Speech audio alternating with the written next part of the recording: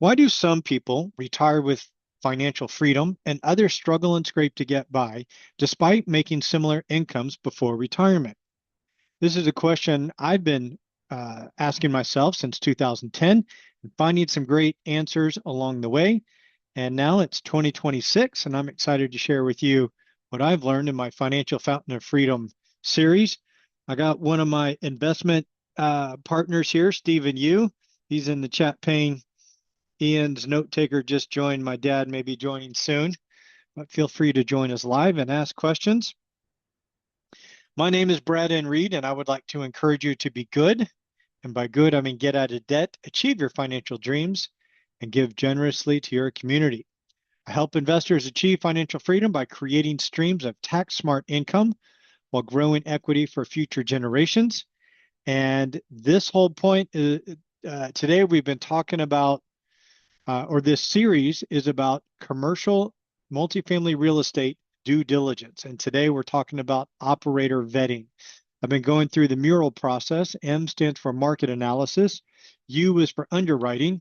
And underwriting includes the operator and the apartment or whatever asset we're looking at. The R for MURAL is for risk analysis. A is for alignment, and L is for legal. So that is what is coming up. I am building a 4-part series. Part 1 is learn how to be good. And by good, I mean get out of debt. Step 2 is about aligning your mind, body, and spirit, because how do you stay true to yourself and how do you stay true through your calling when you reach a challenging situation? Some of the stuff is difficult, or else everyone would be doing it. And so you need to be aware of your mindset, because that will help you tremendously if you can not only be aware, but control your mindset. You may have heard me say before, about half of the books on investing are only about your mindset. It is that important. This content would fall into step 3, invest for success, dominate, achieve your financial dreams. And then step 4 is, once you have achieved your financial dreams, how do you give generously to your community? How do you live out your dreams? How do you live a fulfilling life with your money growing, but without running out? I went to yet another seminar not too long ago, and they did this retirement calculator, and they asked, how long do you want to be retired? Which basically is another way to say, how many years are you going to plan for uh, so that you die before your money runs out? I'm not in retirement yet, but when I get there, my plan, I do not want my plan to be to die before the money runs out. I want the money to continue to grow so that I can live my dreams. I can give generously to my community. And that's the plan I currently have. And I plan on dying with more money than I retire with. All right, this is not financial advice. This presentation is for education and entertainment only.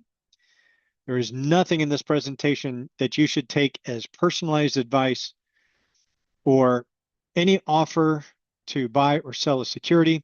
There is no investment advice, no tax advice, no accounting advice, no legal advice. And should you want such advice, you need to seek a personalized, competent, and hopefully licensed individual in your area. Remember, all investing has risk. Sometimes you can lose it all. So you need to know what you're doing and ask questions for competent and licensed people in your area that are going to help you in your personal situation. All right. Your money mindset determines your financial future, so you got to work on that first.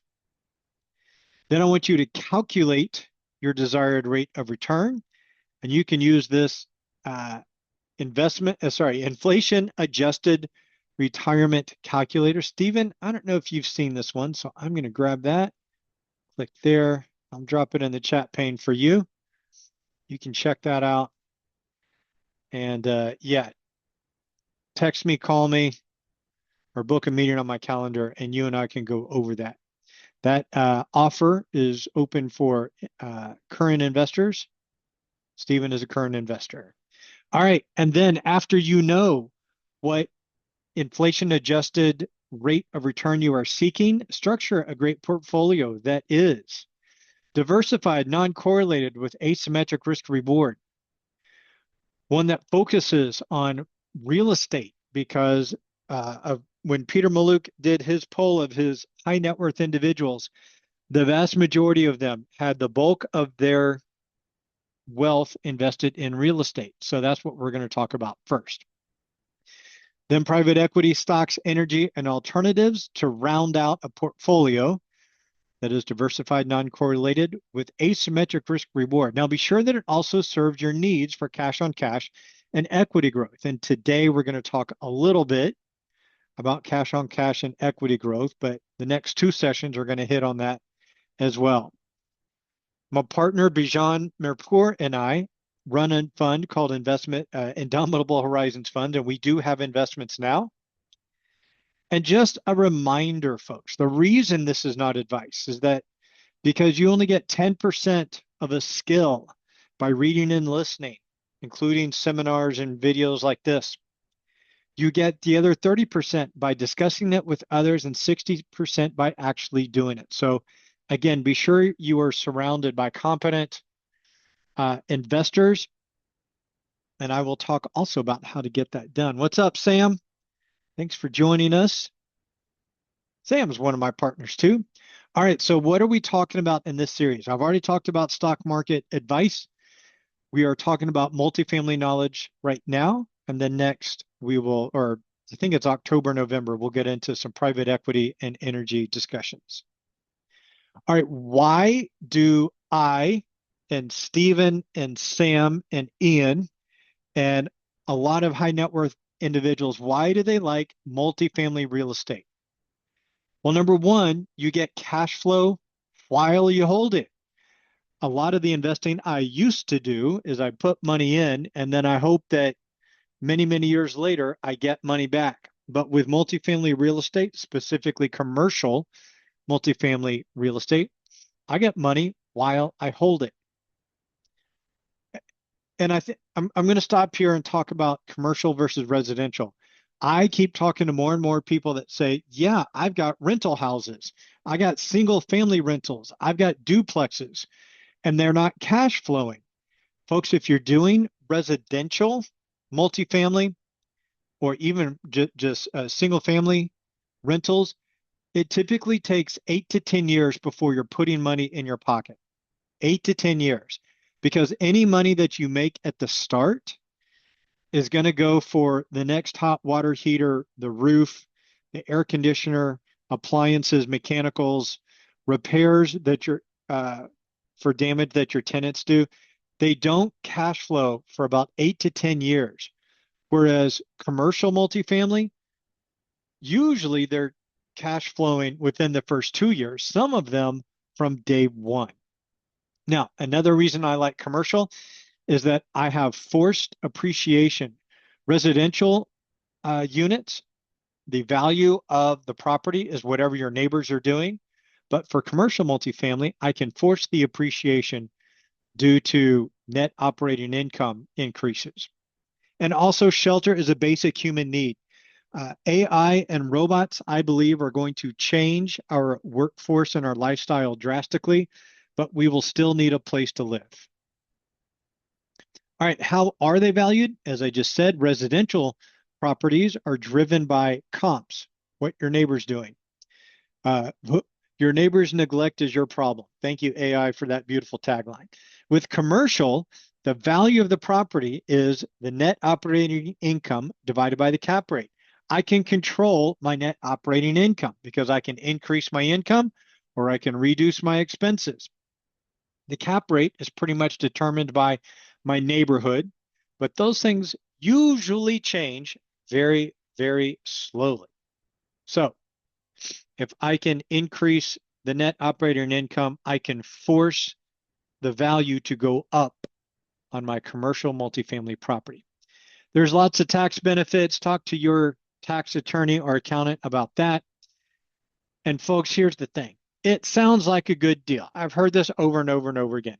But how do you know? How do you know how to look into the numbers? How do you know how to do due diligence? And that's what we're talking about in this series. Last time I talked about market analysis. This time we're jumping into underwriting, starting with the operator. And then the next two sessions, we'll talk about the numbers on the asset that you will be purchasing. Then after that, we'll jump into some risk analysis and risk mitigation. Talk about alignment. Does the operator win when we win? And then what are some of the legal structures that you will see? And yeah, that's the mural process. That's our due diligence process. At Indomitable Horizons Fund, we execute this mural process several times a week. So we filter lots of deals. We invest in some, and those that we invest in, we then offer to our investors so that you can build your portfolio. All right, last time we talked about market analysis. Remember, the value of the property is the net operating income divided by the cap rate. So what the heck is the cap rate? How do you determine what the cap rate is? LoopNet and Crexi are two great websites where you can get some information on cities and maybe even neighborhoods on what is the cap rate and what kind of properties, what state do the properties need to be in to be at the cap rate that you want. We talked about city data to look at population growth because I want to be investing in places where the population is growing. I also want to be investing in neighborhoods where it has a high median income and also a big jump from renting to owning a house. And we looked at that in the how to determine that in the last episode. City data also gives you a look at crime trends. And it's rare that I see crime going up in a neighborhood or city, but I have seen it. All right, then we looked at BLS.gov, the Bureau of Labor Statistics, to look for employment trends, unemployment trends, because sometimes they tell different stories. And I also want no single industry over 25% of the non-farm labor. Then we looked at rentometer or rentometer. For those of y'all here, Stephen and Sam, type in an A if you say rentometer. Type in a B if you think it's rentometer.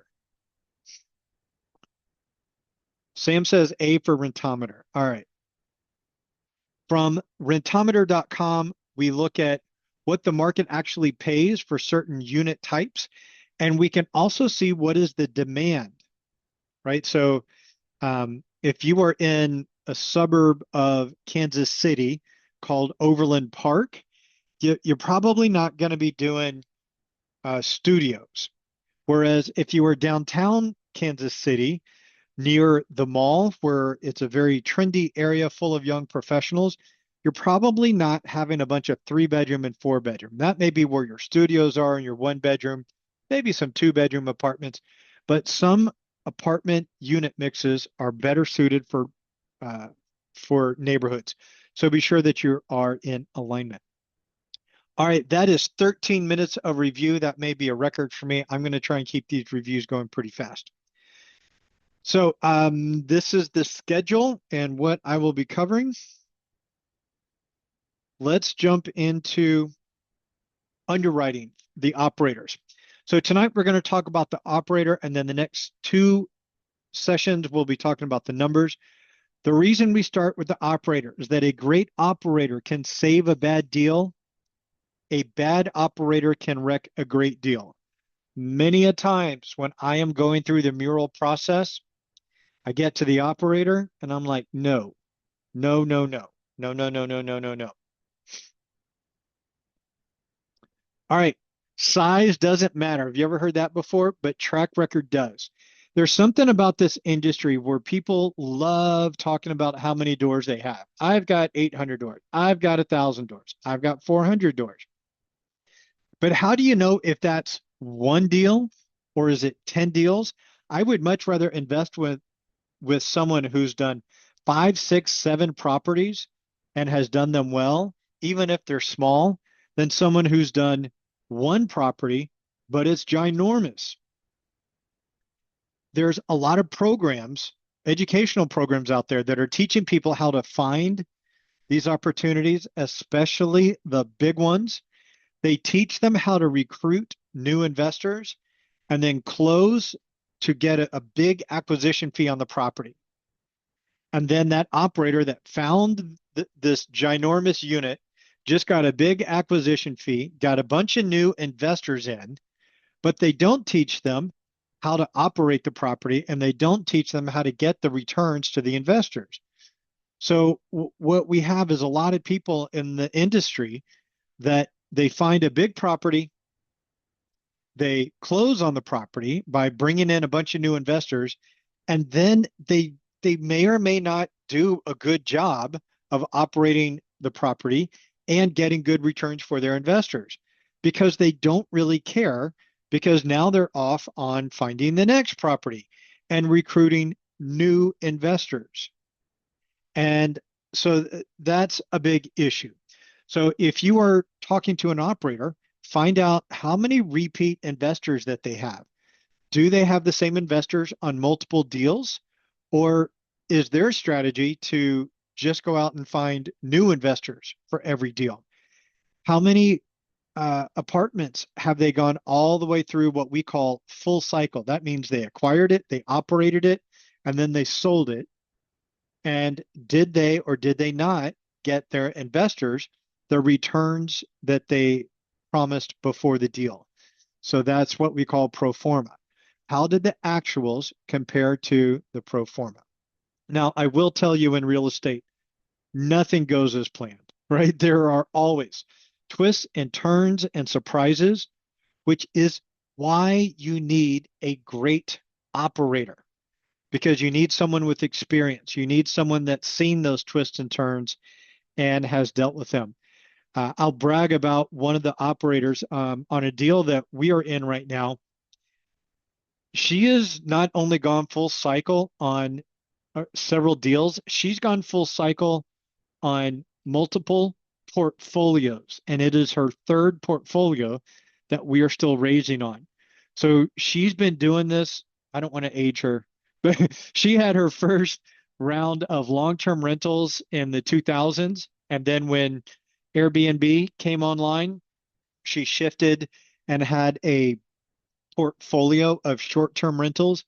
And now she's on her third portfolio, and these are luxury destination rentals. That's the kind of experience that I want to be investing in. Now that's rare and hard to find, but when you find it, grab it, latch on, and enjoy the ride. Because Bijan and I certainly are. Okay, a long time ago, we talked about cash on cash versus equity. And I was using the metaphor of sunflower seeds. You can either eat the sunflower seeds or you can plant them to grow more sunflower plants. But if you receive cash from, tenants pay rent, the operator pays for the expenses, and then what is left over can be distributed to the investor. We call that cash flow. And you measure that based on your cash on cash return. Got into a discussion not too long ago with someone fairly experienced that did not know why we call it cash on cash. So it is the cash that you receive as a percentage of the cash that you invested. So if I invest $100,000 and I receive $10,000 in a year, that's a 10% cash on cash because I received 10% in a year of the cash that I invested. And then the equity is how much the asset grew in value. That's that forced appreciation we were talking about earlier. Now, when you add those two together, you get a multiplier or you get an annualized rate of return. Folks pay special attention to this. Annualized rate of return is ARR. There is something that operators are starting to use called average annual return, AAR. AAR comes out to be a pretty significantly larger number than ARR. So if someone is telling you, hey, over 5 years, you're going to get a 20% AAR, that's the same as a 14.87% ARR. So watch out for that. And if you're got an operator that's using AAR, I'm not saying avoid them, but they may be selectively using numbers that do not represent the actual returns of the deal. All right. If you are before retirement, reinvest everything, your money will grow at the annualized rate of return. If you are retired, then you can spend the cash on cash responsibly and reinvest the equity. And you want to find deals where, as you do this over the course of your retirement, your equity will grow to the point where the cash on cash returns from that equity will outpace inflation and outpace your retirement expenses. So, what words are we using? Or here's an example. If you invest $100,000 in a 5-year project and they advertise 10% cash on cash and a 2.0 MOIC, multiple on invested capital over 5 years, that's a 14.87% ARR. So for 5 years, you should expect $10,000 per year on average. Usually for an apartment, it's a little bit slower up front and a little bit faster on the end. I should say a little bit lower on the cash on cash up front and a little bit higher on the cash on cash on the end. And then if you do get $50,000 in cash on cash and you hit that 2.0 MOIC, that would be 50,000 in equity in year 5 plus the 100,000 return. And then you take that 150 and you go do it again. And then after that, in 5 years, you get 225 and you go do it again. So your cash on cash grows from 10,000 a year to 15,000 a year to 22,500 a year. And if you don't understand this, go back to episode 1 of the Financial Fountain of Freedom. That's where we talked about that. Okay, so I talked a little bit about AAR versus ARR. The number that I see manipulated the most is IRR, internal rate of return. Internal rate of return is effectively how fast are you going to get your money back? For you mathematicians out there, that's not right, but it's kind of how it's used. Higher IRRs are thought of to be better, but when I go and look at the underwriting behind some of these deals that have IRR, I see some monkey work. I see this number easily manipulated. And what I've seen a lot of operators do is that they raise more money than they need to, and then they distribute more money than they should right up front. So that's like you giving me 20 bucks and I giving 20 bucks back to you, but saying, hey, I just gave you 20 bucks. You should be thanking me when it was your 20 bucks in the first place. And a lot of deals have a lot of uncertainty in the first 6 months, definitely, frequently into the 12 and 18 months. But if the operator is taking the reserves down to a dangerous level just to drive up IRR, that's not what's right for the deal. That's not what's safe for the deal. And if it's not safe for the deal, it's not good for the investors. But I see operators running their deals at razor thin reserves in order to prop up the IRR to make the investors think that they're in a super wonderful deal. So again, learn how to do the math. We're going to go over it in the next 2 sessions, but watch out for IRR. Watch out for operators that only want to talk about internal rate of return and understand that it can be easily manipulated. That's why I and Bijan talk mostly about cash on cash and multiple on invested capital over a number of years. So you might hear us say, this one's got a 2.0 return or a 2.0 multiple over 5 years. Or on the other deal that we have that we're raising for right now, it's got a 2.89x or 2.89 multiple over 5 years. Because those numbers are a lot more difficult to manipulate. Does the operator have real skin in the game? Many operators, well, all operators, they're going to get what's called a carve out. Now, a carve out is what percentage of the returns go to the operator and what percentage go to the investors. Typically, the investors put in all of the money or at least most of the money. And the operators are running the deal. And so for running the deal, finding the deal, building the deal, the operators get between 20 and 30% of the returns. But what if the operator doesn't put in any money, any of their own money? Zero. Yeah, if the deal goes bad, it means they get less money. But I have seen deals where the operator doesn't have any money in. So if the deal gets hard, if it gets difficult, what's to really stop them from just saying, oops, so sorry, so sad. I'm going to go focus on another deal. Or I got a deal in Dallas that's going great, but my deal in Houston is not going so great. So all of you Houston investors, I'm sorry. I'm going to go have fun with the deal that's going well. The operator doesn't really lose anything. Now, hopefully, the operator has put in real money on their own deal. And when I say real money, I'm not talking about earnest money, inspection fees, appraisal fees, uh, lender loan costs, origination fees, legal fees. There are a lot of fees that the operator will get reimbursed for at closing. That's not what we're talking about. But a lot of operators will say, yeah, I got money in the deal. I had to pay for the inspections. I had to pay for the appraisals. All of that is true. But once they close, a lot of the times the operator gets all of those fees reimbursed. And then the rest of the deal, they're floating with house money. And by house money, I mean your money. So find out, does the operator have real money in the game?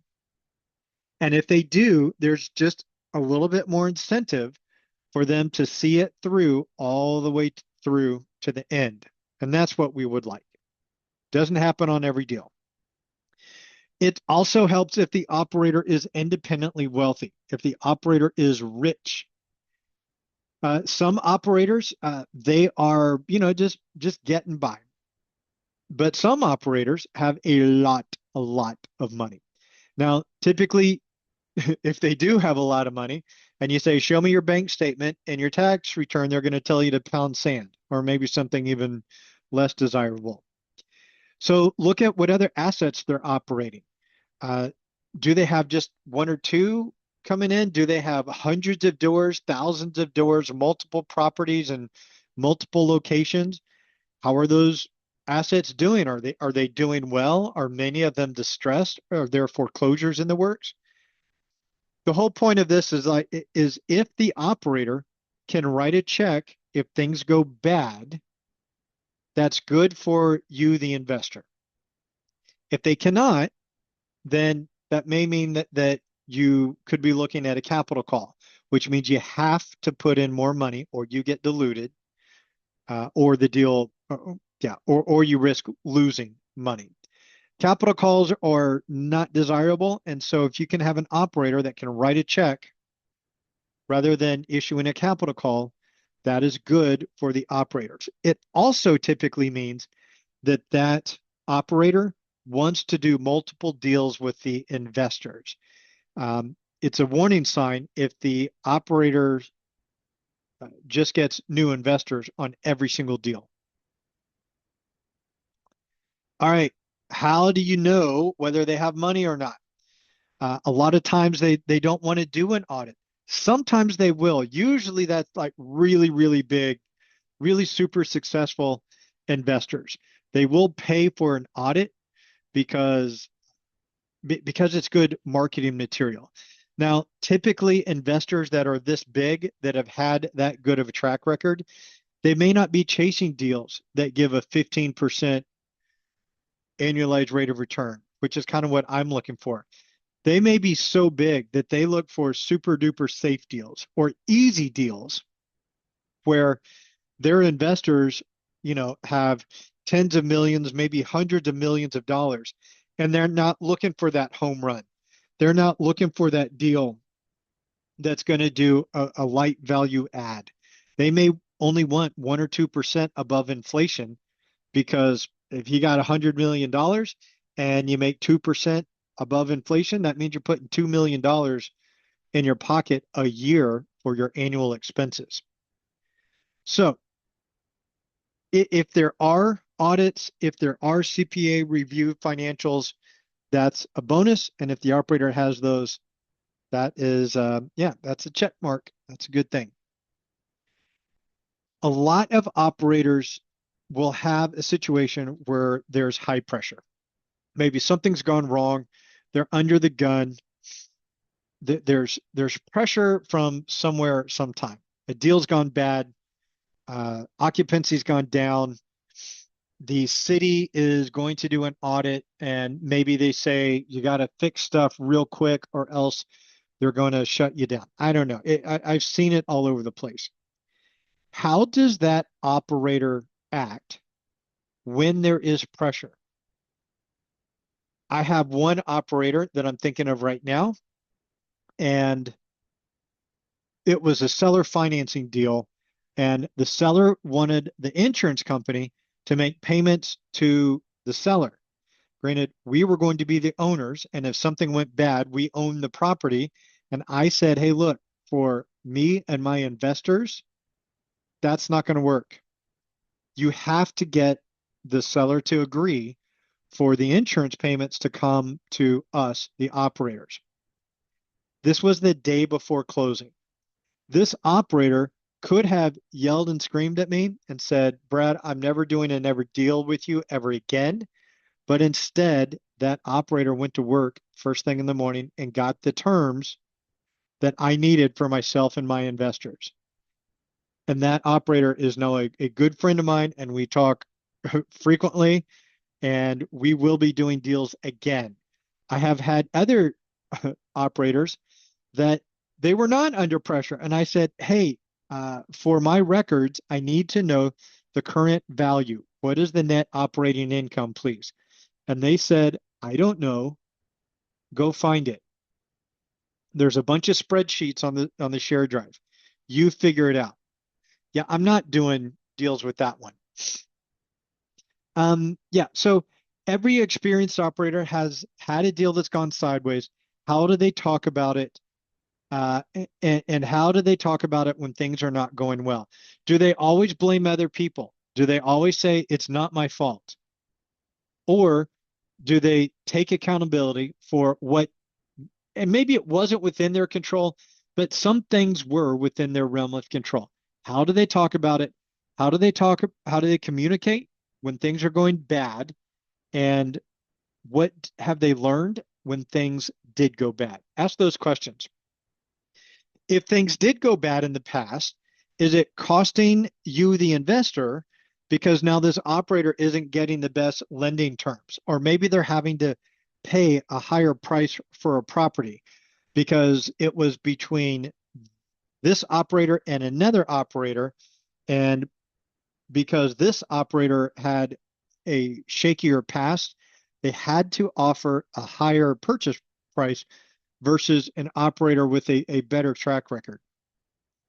Are you having to pay or not receive as much because this operator has had deals that did not go well in the past? One of the best or easiest ways is, are you getting a non-recourse loan or are you getting an agency loan? Not every deal qualifies for these kinds of loans, but if it does, you definitely want your operator to be able to qualify for these kinds of loans. Now, in order to qualify, you have to meet a certain set of criteria for 2 years. And I met the criteria on March 30th of 2025. So I'm about 9 months, 8 months away from meeting this criteria myself. The people that I partner with, they meet this criteria. Vertical integration, very interesting and fun when an operator says, hey, I have our own property management company in-house. We have our own construction company in-house. We have our own renovators and handymen in-house.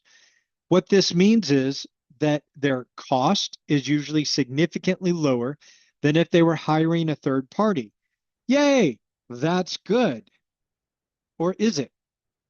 Because I've also seen situations when someone's brother-in-law or sister-in-law or best friends, dogs owners, best friends owners, whatever, is running one of these in-house companies, and they're doing a pretty bad job of it. And there's third parties that could do it better or cheaper, but yet they want the investors to pay. I don't know. I guess the way I'm saying it sounds like they're laundering money. They're taking money from investors and funneling it through to their friend or their family member who's doing a subpar job. And the operator does not want to go find an efficient third party to do it because they want their buddy, partner, friend, family member to get the money instead. Watch out for that. Most of the companies that I've seen that are big enough to have these kinds of in-house divisions, they do a really good job. But doesn't mean that they all do it. All right, what is the real story? If you ask for references, you're going to get the happiest of the campers. So go get into social media groups and ask other investors, hey, have you ever invested with this person before? If everyone says no, that's not necessarily a bad thing. But if people say yes, then you'll get the tea, as the kids say these days. You can get the good and the bad. And yeah, join operators webinars, get on as many of those types of media groups and webinars as you can. So I had someone reach out to me who's done a lot more deals, a lot bigger, a lot more zeros, a lot more commas than I have. And I said, hey, Brad, we really like you. We've seen how you've grown. We see how you operate. We see how you put your morals and ethics first above the dollars. We want to help you grow faster. And so we want you to come in on this deal. And I was like, oh my gosh, this is amazing. And I underwrote the deal, and the deal looked fantastic. What I had not done yet is underwritten the operator. Big mistake back when I was new.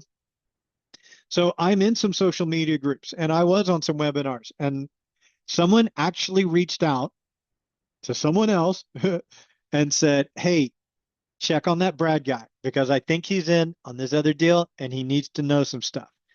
Turns out these people that were taking me underneath their wing, they had lawsuits against them for, let's see, they promised to, uh, they had a deal where they promised their investors a fixed rate loan. I don't know why, but right before closing, they lost their loan. And so they switched it to a variable rate loan. They closed the deal with the idea that they would refinance soon after closing. Realize that sometimes it's $100,000 to refinance, and they were going to make their investors pay for that. But lo and behold, interest rates changed, and now a winning deal turned into a losing deal. And so they were getting sued by their investors. And it turns out they also had at least one foreclosure. I think there was two because there was travel involved to the courts in two different cities. Maybe one foreclosure. I don't know. It was bad. And I found out about it by being in social media groups and by being on some of these webinars. Now my fund has a fantastic background check that we use. And I found out today that the source is Thomson Reuters Clear. Before I just would fill out a small form and say, hey, fund people that service our fund, please do a background check on this operator. And then I get back some shocking information. So if you want to sign up for that service, it is included based on the monthly fees that we pay to operate our fund, but I've heard it is really expensive. What we're looking for is criminal records, bankruptcies, foreclosures, liens, judgments. Came across an operator that was banned in FINRA, came across an operator that went to jail for not paying traffic tickets, came across an operator that had arrest records in the USA, in England, and I think Australia. I found out that there is an ambassador to the United Arab Emirates from Canada, and I that has my name. So for y'all that have invested with me and y'all that are thinking about it, I do not moonlight as a female ambassador from Canada to the UAE. So if you do a background check on me and you find that out, I've never been a woman, never been an ambassador from Canada to the UAE. But you do find out all kinds of stuff. I found out that, or yeah, Bijan had got a speeding ticket a while back. I was looking at mine today, and on mine is that I got a ticket in Kansas City for registration on my car. I was late renewing the registration on my car. I renewed my wife's car and thought I had done both cars, but I'd only done one. That's my fault. And I paid a $96 fee.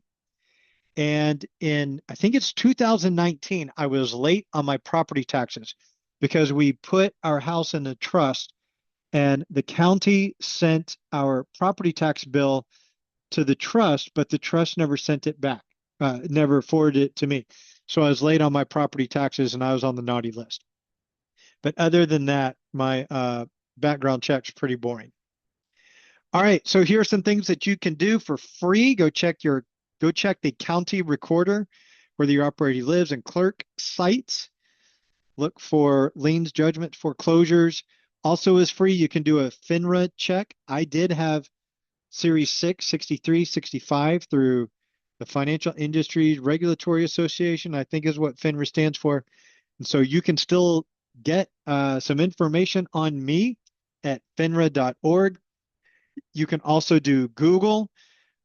When I Googled Brad Reed, I found lots of stuff.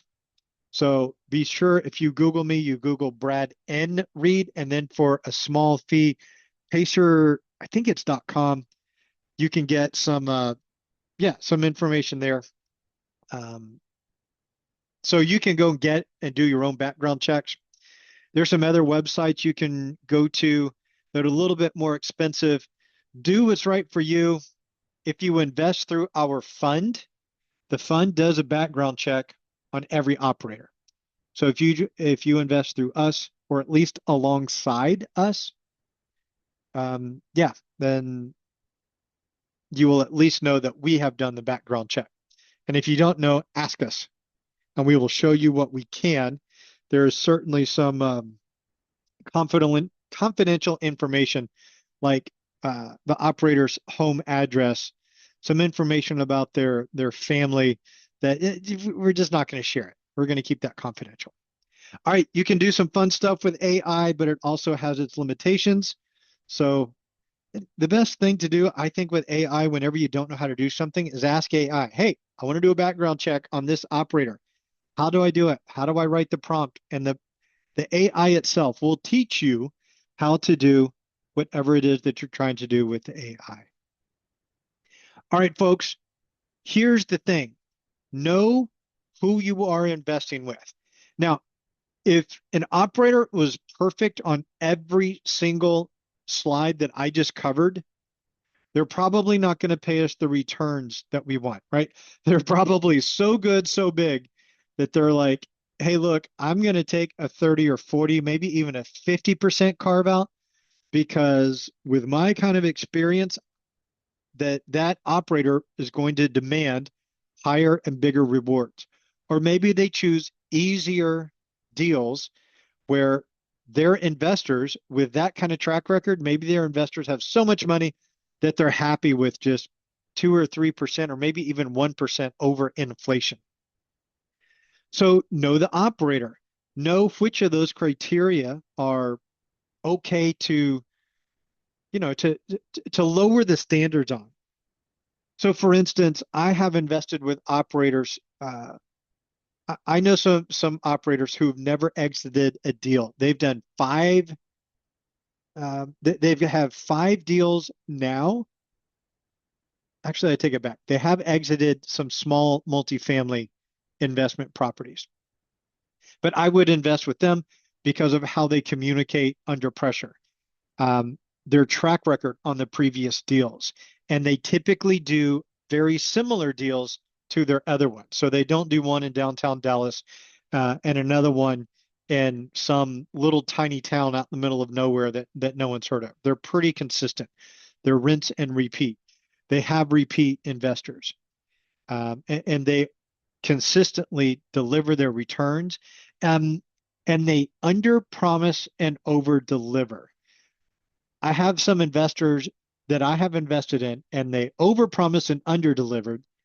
And I sat out the next deal, and I sat out the next deal, and they just have this track record.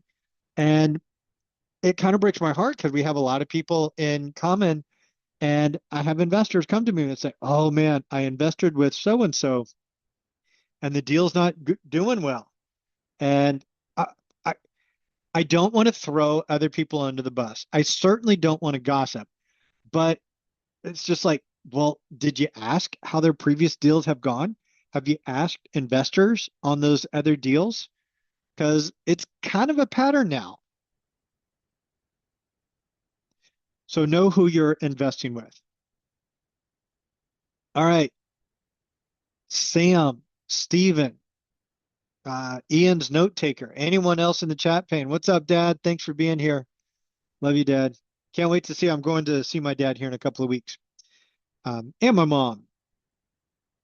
Did I leave anything out for those of you that are experienced investors? Is there anything else that you look at in an operator that I didn't cover here? Please type it in the chat pane. All right. This is the operator vetting module. Next time, we're going to get into underwriting, where we're going to talk about the profit and loss statement, and then also talk about the debt and other payments.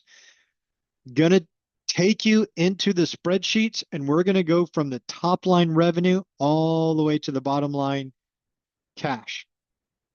And then in part 2, we're going to talk about how do you pull comps to verify those rents, and then how do you take that cash flow statement, because it's more than just a P&L. How do you take the cash flow statement and grow it? See how it should grow over the next 5 years.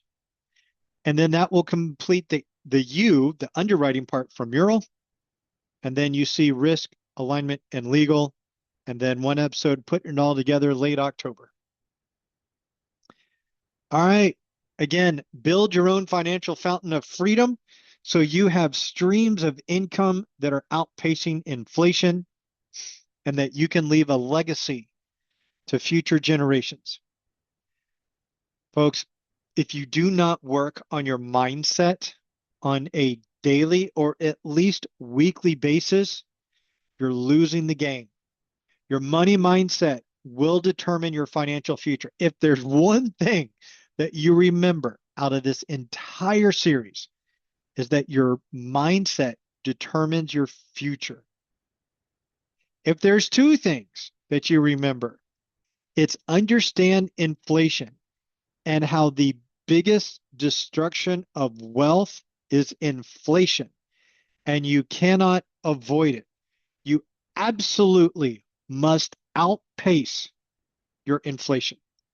So how do you do that? You need to calculate what rate of return do you need to outpace inflation, and then structure a great portfolio that achieves that. That's diversified, non-correlated with asymmetric risk reward, with an emphasis on real estate, but follow it up with private equity. Yeah, get your stocks, invest in some energy, and also some alternatives.